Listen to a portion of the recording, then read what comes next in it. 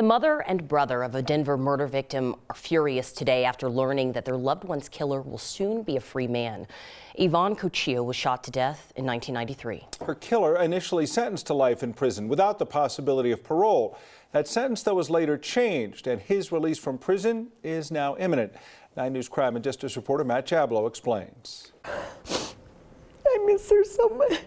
For the past 29 years, the Christmas season has been extremely difficult for Carol Cossio and her son George. Absolutely. Earlier this week, it became even more difficult. It feels like we're being victimized all over again. On December 2nd, 1993, George's sister Yvonne, good mother, big heart, was shot to death in front of her 3-year-old daughter and 4-year-old son on the front lawn of their Denver home. There was this kid who was infatuated with her, and she pretty much didn't want anything to do with him. That kid, 17-year-old Jerome Perea, was arrested soon after Yvonne was killed. He lured her out to the car, pulled out a gun. She screamed. Her kids were on the porch. She screamed, ran, and he shot her in the back. And she fell, and he went and shot her right in the head. Perea was convicted of first-degree murder and sentenced to life in prison without the possibility of parole.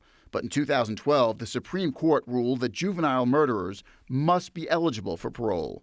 So in 2017, Perea was resentenced to life in prison with the possibility of parole after 40 years. They didn't have to let him out yet. A few days ago, over the vigorous objections of Yvonne Cossio's brother and mother, the Colorado Board of Parole and Governor Polis granted Perea an early release. He's being released 10 years, more than 10 years early. A decision Yvonne's loved ones describe as infuriating, confusing, and deeply hurtful. I just couldn't believe it.